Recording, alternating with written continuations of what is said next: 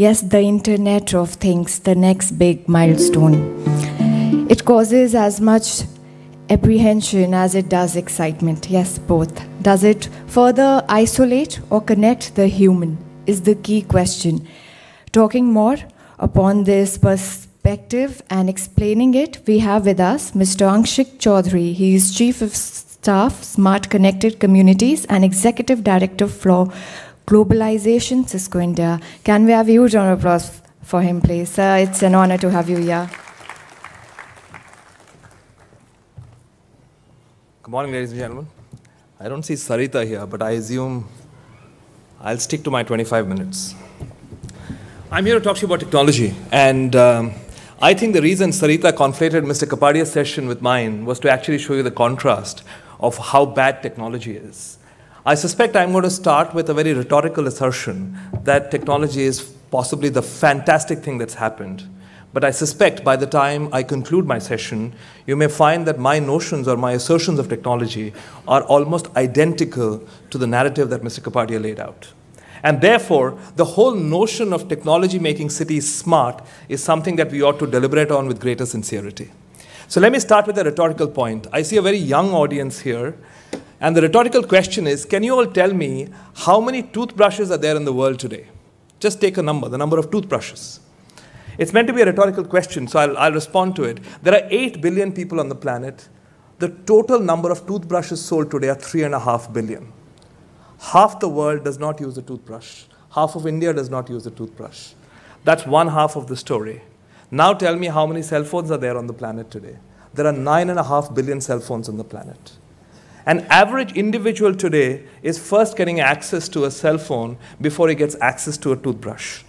Now, this is a sociological divide, and I'm not going to hedge on one side of the divide or the other to say which is accurate or which is wrong, but that's where we stand today, and that's the assertion. And therefore, given that we are at this vantage point, let's see what we can do to exploit technology to make the cities more sustainable, more livable, as opposed to making it more smart. The word smart has also the notion of being a smart aleck, and I assume that that's not a notion that you'd like to associate our cities with. And hopefully, I'm going to take a few examples and hopefully make the narrative a little more compelling to most folks who come on and listen to us as we look at the usage of technology in our cities. Let me start with a famous quote.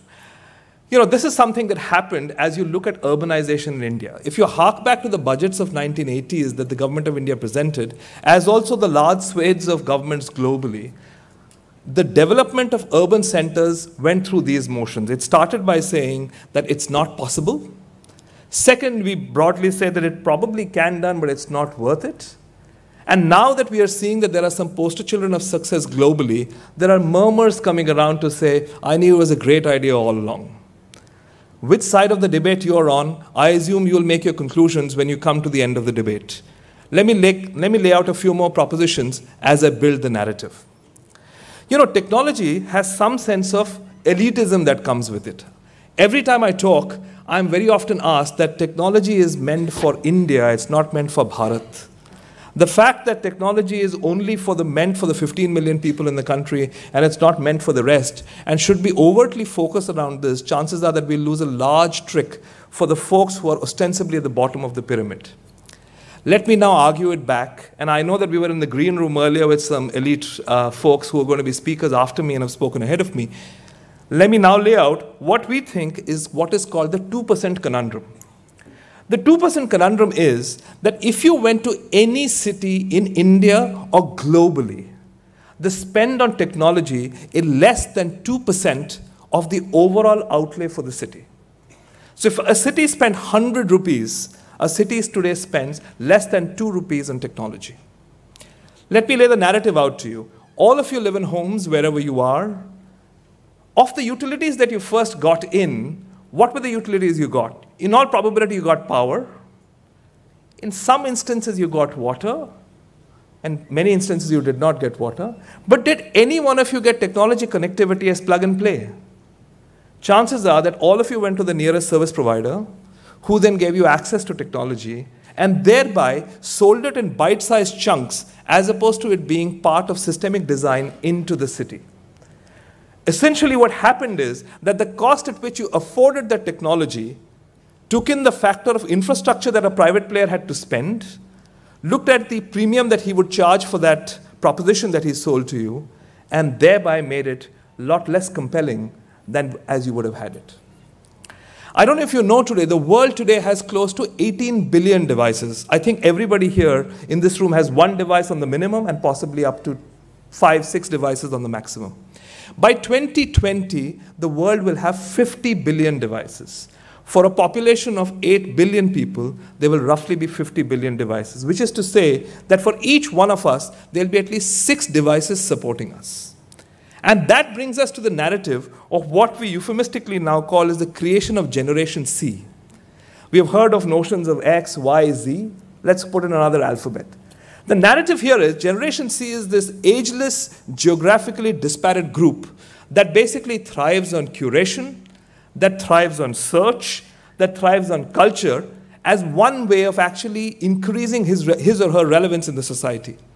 The reason that most of you are here at this conference today is actually to curate, to learn, to build contacts, and increase your competitive hedge. If you are indeed doing so, you're part of that Generation C. And let's assume if you did this without technology, would this be as effective or would it be less effective? And hence, I think the classical notions of whether the debate ought to be pro-technology or anti-technology, I think, is somewhat lost.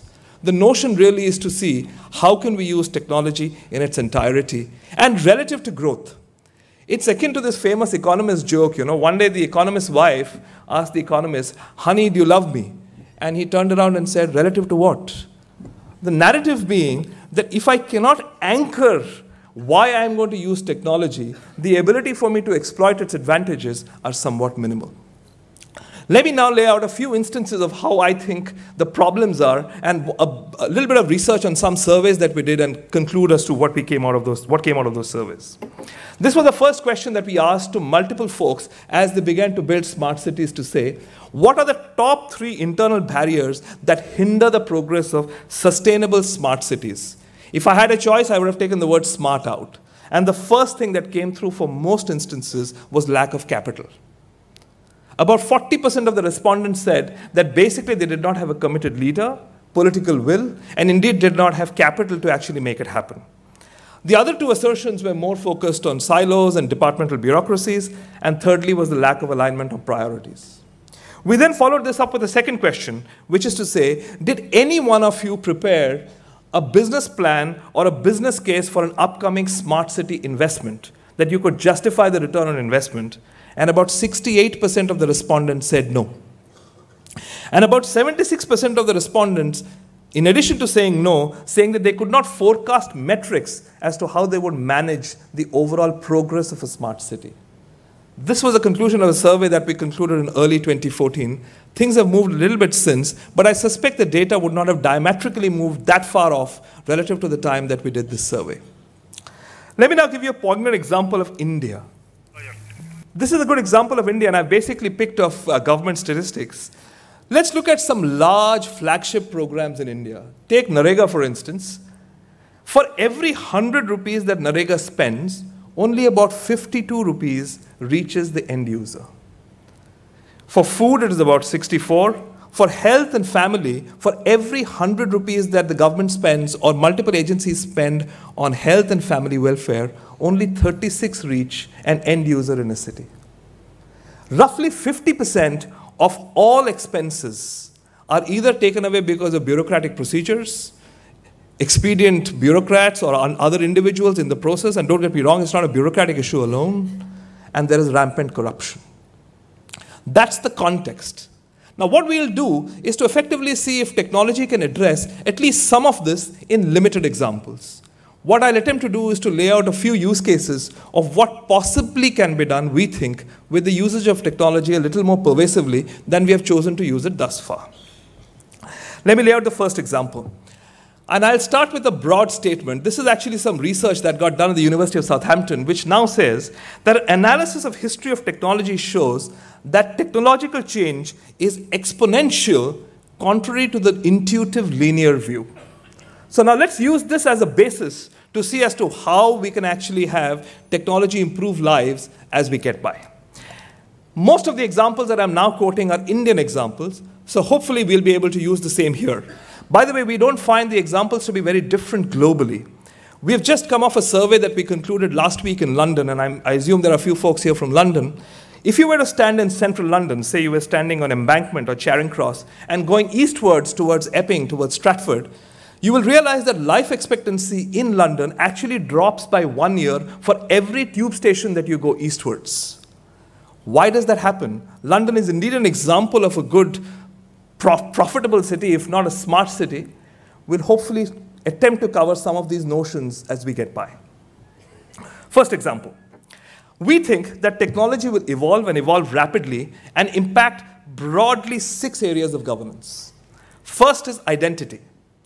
Now let's establish this in its entirety. How many of you today hold multiple identity papers to prove that you're a citizen of India? If you had to be asked that you're a citizen of India, how would you prove so? You would have to have a PAN card, you would have to have a driving license, you would have to have a passport, you would have to have, I don't know, contingent on which agency you're talking to, and that very often is not proof of citizenship, right? Secondly, mobility. Now let's assume there are many of us who are immigrant workers. I grew up in Bangalore, studied in Delhi, worked in Mumbai, now I'm back in Bangalore, I was everywhere. Where do I get my voter ID card? I get it in my constituency, but if I wanted to come back and vote in Delhi, I'm not allowed to vote, principally because I'm not a registered voter in that constituency. Am I a citizen of India? Does the city impact me? Do I have a sense of responsibility towards the city? We'll hopefully see if technology can help these issues. The other is subsidy. Just a straw poll, and I hope you can raise your hands. How many of you have given up LPG subsidy? Okay. This room, I assume, does not need LPG subsidy, right? If you afforded 50 rupees to come to this room, come to this conference, you're able to give up 300 rupees 6 or 7 times a year. That shows how poorly directed the subsidies. By the way, I did not give it up too for a long time. And my reasons of not giving it up were that I did not trust the government to actually use my subsidy accurately or in a more efficient manner. And I thought I'm better off getting the subsidy and then giving it to somebody in a more targeted way. And then I realized, should I continue with these notions, I'm not possibly living up to the overt notions of a good citizen. The other is democratic franchise, which is voting, and we'll come to that in a little bit. The other is KYC. Now, hark back to your responsibilities or your interactions in every transaction that you've done in the city. Every time you went to a bank, you filled a separate form about you, your parents, your address, what have you. You went to a school, you filled a separate form. You went to any other entity, you filled a separate form. All this is pieces of paper, right? So where is data privacy?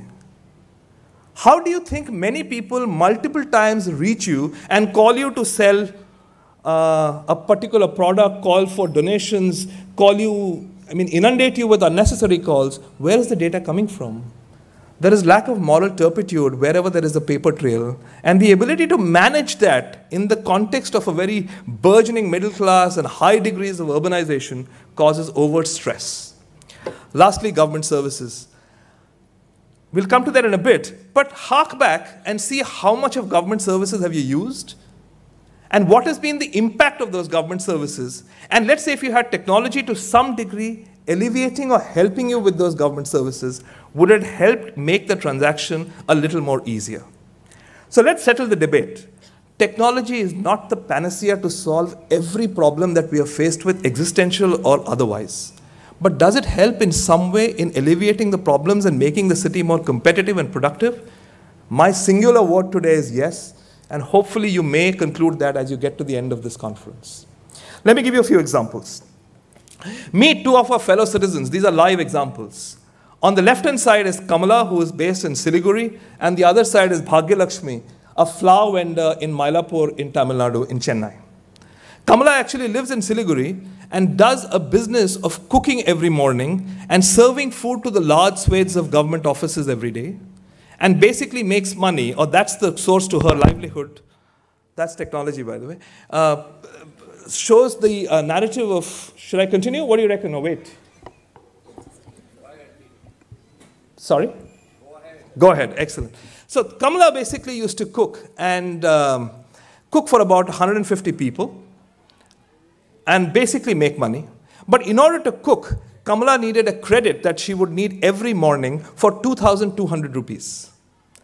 There was almost no microfinance agency willing to lend to Kamala because they could not identify and they could not isolate who Kamala was.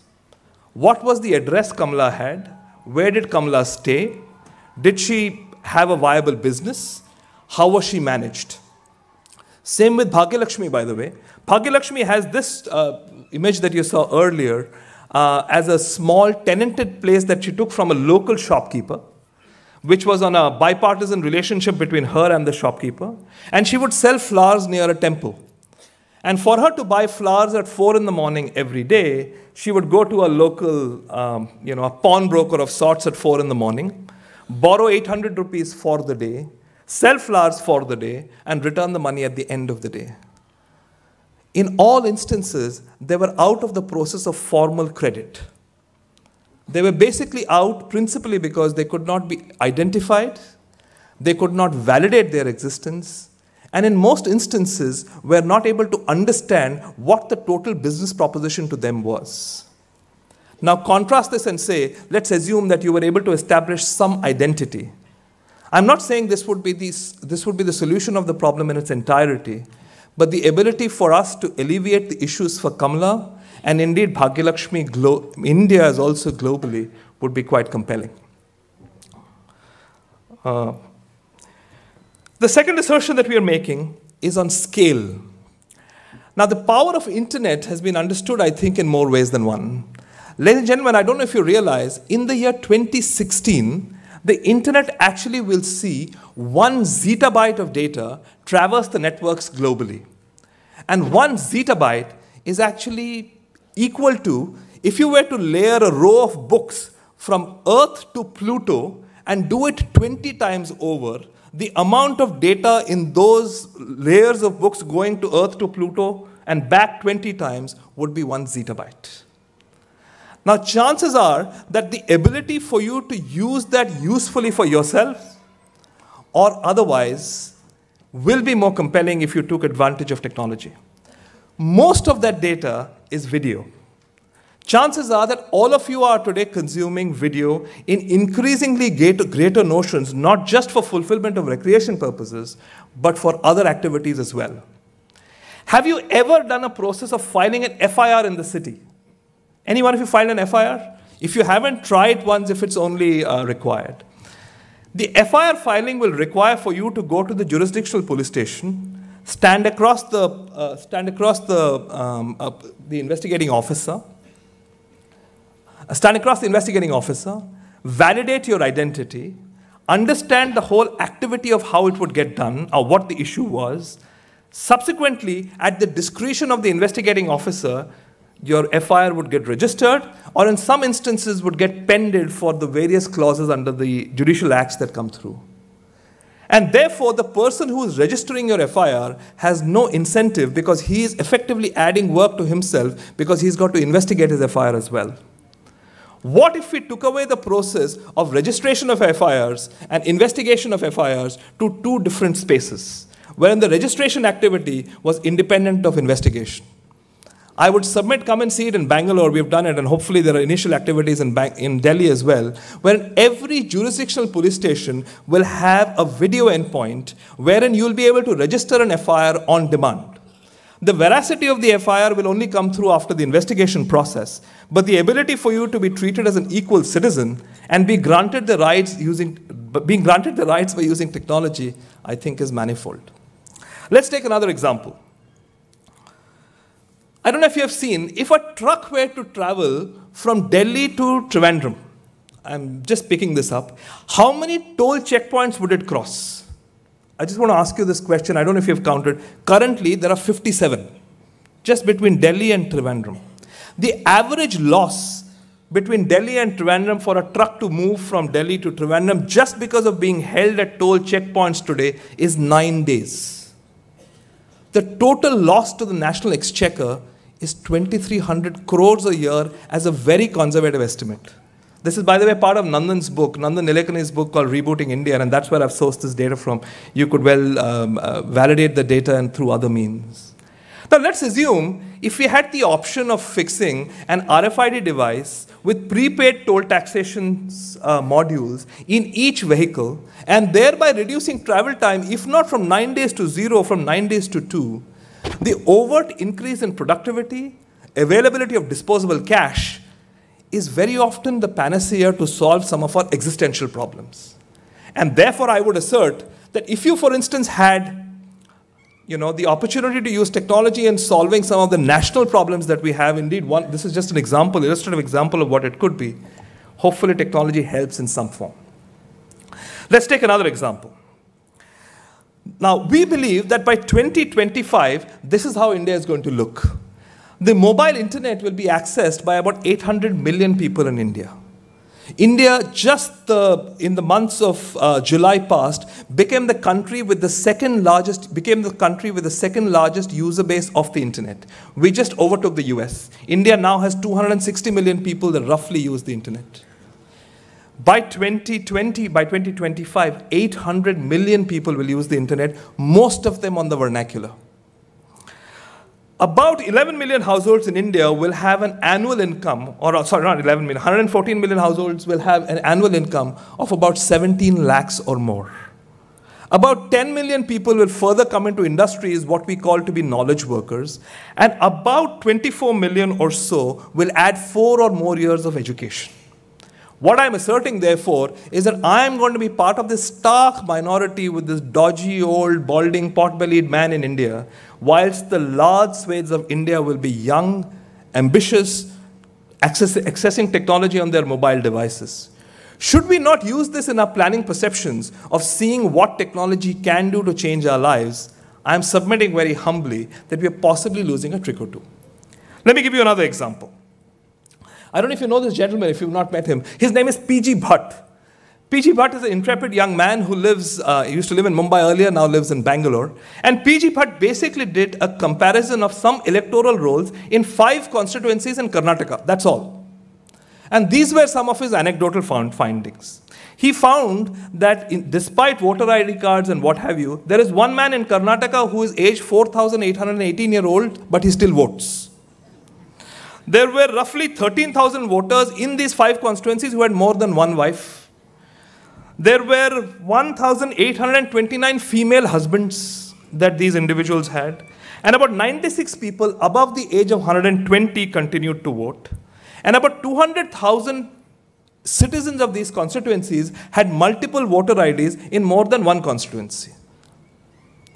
Right? The narrative really is, I know there are privacy concerns.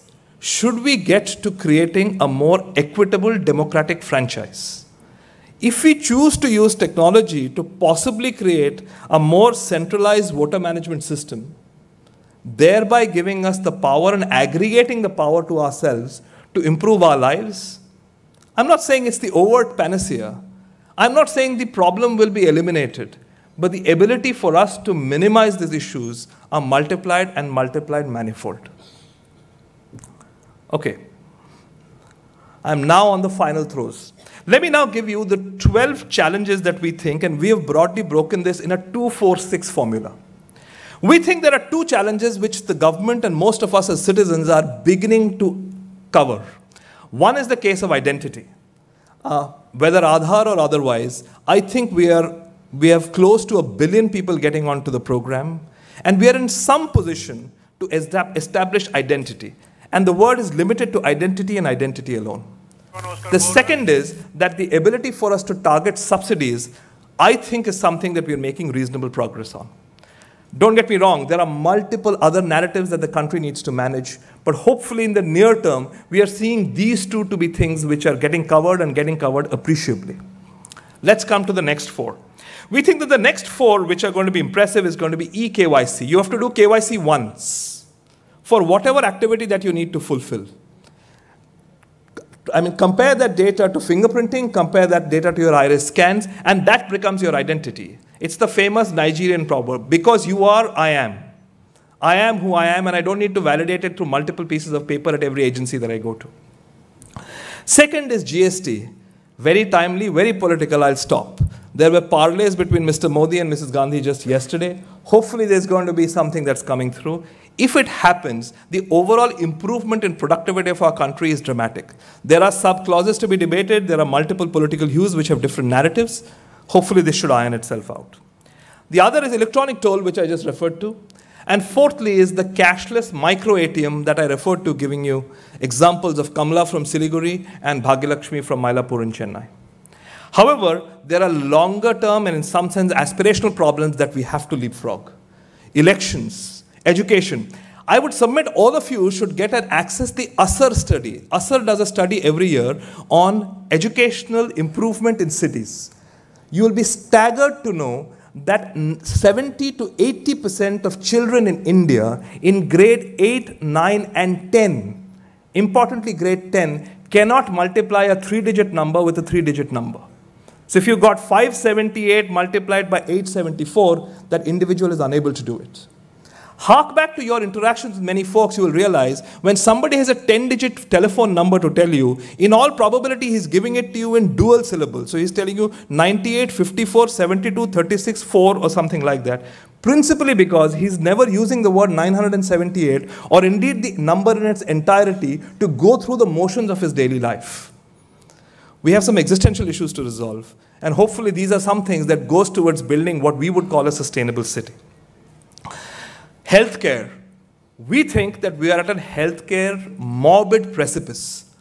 For the 400 million of us as citizens of this country, most of us will accrue private healthcare. Most of us will accrue supreme to very good healthcare. What happens to the large masses of 800 million people who will have poor to absolute poor coverage? The other assertions on energy, on justice, on overall expenditure management are certain things that we think technology can do a lot on. So let's lay out a small list of technologies that we think will help. What we are going to do is, for the purpose of this conversation, just focus on the first 4. The first 4, which we think is going to dramatically change India, is firstly the mobile internet. Secondly, the ability to compute remotely from where you are. And for geeks in the audience like me, it's called the cloud. So if you use Gmail, it's cloud. If you use Yahoo, it's cloud. That's the simple assertion. The other 2 assertions are on digital payments, the need to take away the cash economy, and lastly, verifiable digital identity. Let's start with very simple premises. And hopefully, if we were to do this, we will have magic in the making. The assertion, therefore, in summary is that today, if I were to have a city or a country or multiple other spaces with a digital overlay, the narrative really ought not to be about whether it's about technology access or about realism. Technology very simply submits itself to 4 portals, or 5 portals: transparency, empowerment, public services, decentralization, and innovation. And hopefully, you're not arguing against those precepts. The ability, ladies and gentlemen, is actually to use it to our benefit and to the advantages that we can accrue out of it. That's 25 minutes. Thank you, and thank you for listening to me.